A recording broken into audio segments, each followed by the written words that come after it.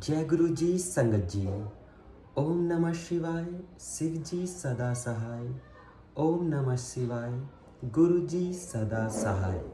संगत जी, आज मैं गुरु जी के दो पवित्र सत्संग को फिर से आप सभी के बीच लेकर आ गया हूँ। संगत जी, दोनों ही सत्संग सुनने के बाद आप सभी को बहुत अच्छा लगने वाला है, क्योंकि गुरु जी की महिमा ही इतनी बड़ी है। गुरु जी कैसे अपनी संगत जी की बीमारियों को और सारे कष्टों को चुटकी में ख़त्म कर देते हैं, इन दोनों सत्संग में आप सभी को सुनने के लिए मिलेगा। संगत जी, ये सत्संग जरूर अंत तक सुने, क्या पता आपके लिए गुरु जी ने कोई मैसेज इस सत्संग में भेजी हो। तो चलिए संगत जी, बस एक रिक्वेस्ट करूँगा कि अपने सत्संग को भी जरूर रिकॉर्ड करके दिए गए इस वाले व्हाट्सएप नंबर पर जरूर भेजिए। चलिए संगत जी, अब मैं सीधा सत्संग को शुरू करता हूँ। शुक्राना गुरु जी। ओम नमः शिवाय, शिव जी सदा सहाय। ओम नमः शिवाय, गुरु जी सदा सहाय। जय गुरु जी, शुक्राना गुरु जी। संगत जी, आज हम पृथ्वीराज सिंह अंकल जी का सत्संग आप सबके साथ साझा कर रहे हैं। जैसे संगत के कई सदस्यों के साथ हुआ होगा, जब मैं गुरु जी के पास आया, मुझे अनेक कष्ट थे और सहायता की कोई किरण शेष नहीं थी। मैं अत्यंत डिप्रेशन में था, जिसकी औषधियाँ और अन्य सहायता से उपचार नहीं हो पा रहा था। मेरी अवस्था दिन प्रतिदिन बिगड़ती जा रही थी। अब सोचता हूँ तो महसूस होता है कि मुझे गुरुजी ने बुलाया था, अन्यथा रातों रात उपचार कैसे संभव है। मेरी अवस्था अति गंभीर थी और मैं सदा अपने आप को असहाय महसूस करता था। कई बार मैं रोया करता था और आत्महत्या करने के विचार मेरे मन में आते थे। साहस जुटाकर मैं अपने कार्यालय अवश्य चला जाया करता था और सामान्य दिखने का प्रयास करता था। वहाँ से निकलकर मैं मंदिर जाकर शांति के लिए प्रार्थना करता था। वह चलता रहा, पर मेरी अवस्था बिगड़ती ही चली गई। एक दिन मुझे याद आया कि परिवार के एक घनिष्ठ मित्र ने मेरी माँ से गुरुजी का वर्णन किया था। मैंने तुरंत अपनी माँ को फ़ोन कर उससे गुरुजी के दिशा निर्देश मांगे। मैं गुरुजी के पास सन 2000 में पहुंचा। पहले दिन जल्दी पहुंचने के कारण मुझे आगे बैठने का अवसर प्राप्त हुआ। कई सप्ताह के पश्चात मंदिर पहुंचकर मुझे शांति का आभास हुआ। मुझे वहां बैठकर लोगों के असाध्य रोगों के चमत्कारिक उपचार सुनना याद है। मैंने अपने आप से कहा, मुझे तभी विश्वास होगा जब मैं स्वयं स्वस्थ हो जाऊंगा। उस पहले दिन के पश्चात मैं यहाँ पहले नियमित और फिर प्रतिदिन जाने लगा। मंदिर पहुंचकर मुझे सुखद शांति का अनुभव होता था, किंतु बाहर निकलते ही मेरी पहले जैसी अवस्था हो जाती थी। चौथे या पांचवें दर्शन के बाद जब मैं गुरुजी के से जाने की आज्ञा ले रहा था, तो उन्होंने मुझसे बात की। उन्होंने पूछा, तेरी घरवाली सिटी बैंक विच काम कर दी है?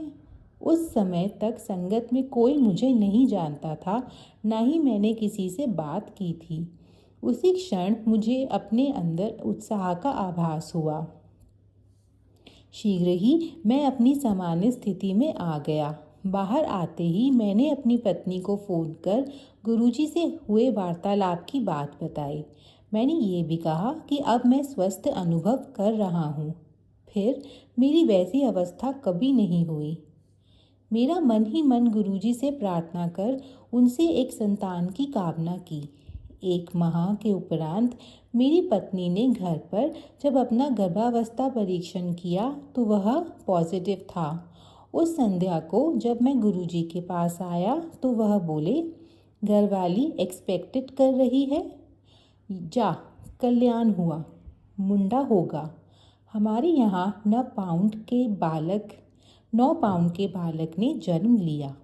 2004 में गुरुजी ने मुझे एक और पुत्र दिया। हमें पता है कि हम जो भी कदम लेते हैं, गुरुजी हमारे साथ हैं और हमें सतपथ पर चला रहे हैं। यहीं पर पृथ्वीराज सिंह अंकल जी का सत्संग पूर्ण होता है। जय गुरु जी, शुक्राना गुरु जी। संगत जी, अगला सत्संग जो हम आप सबके साथ साझा कर रहे हैं वो प्रवीण सैनी अंकल जी का है। जब से हम गुरु जी के दिव्य संरक्षण में आए हैं, जीवन आसान तथा कठिनाइयों और तनाव से मुक्त हो गया है। मन में कोई भी इच्छा जागरूक होती है तो वह तत्काल ही पूर्ण हो जाती है। जैसे गुरुजी हर क्षण हमारी सुन रहे हैं और हर समय हम खुशियाँ बांट रहे हैं। मेरा मानना था कि जीवन के प्रत्येक अवस्था में के लिए एक गुरु की आवश्यकता होती है। योग, पढ़ाई, आध्यात्मिकता इत्यादि। फिर मुझे गुड़गांव में गुरुजी के दर्शन का अवसर प्राप्त हुआ। एक अद्भुत बात हुई। जब उन्होंने मुझ पर दृष्टिपात किया तो मुझे एक शक्तिशाली किरण मेरे आर पार होने की अनुभूति हुई। उसी क्षण मुझे ये लगा कि गुरु के लिए मेरी खोज संपूर्ण हो गई थी। तब से मेरे साथ कई चमत्कारी अनुभव हुए हैं और मैं वो सबको बताना चाहता हूँ। गुरुजी की कृपा से मेरी स्वास्थ्य संबंधी समस्या ठीक हो गई और सरकारी सेवा के 15 सालों बाद मेरी पदोन्नति हुई। मेरी माँ का ERCP जठरांत्र की शल्य चिकित्सा हुई। मेरी बेटियों के अच्छे अंक आए और उन्हें उनकी पसंद के पाठ्यक्रम में दाखिला मिला और मेरी पत्नी की सर्वाइकल की समस्या का उपचार हुआ। जय गुरु जी। 15 मई 2008 को मैं अपने परिवार के साथ गुरुजी के दर्शन के लिए बड़े मंदिर गया। मैंने वहाँ चाय प्रसाद और लंगर प्रसाद ग्रहण किया। जब आज्ञा लेने का समय हुआ तो मुझे दोबारा चाय प्रसाद मिला।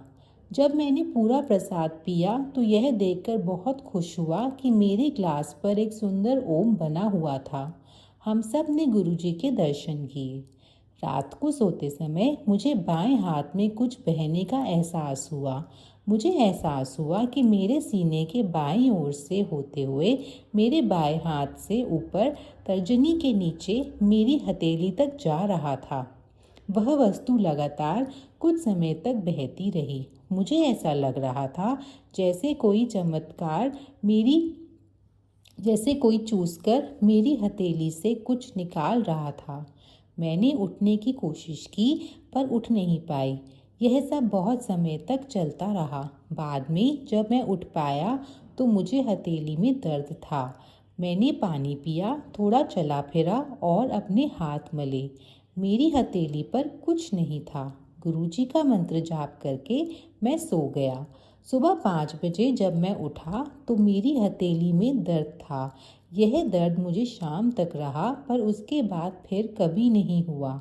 वास्तव में मेरे सीने से एक बोझ हट गया है।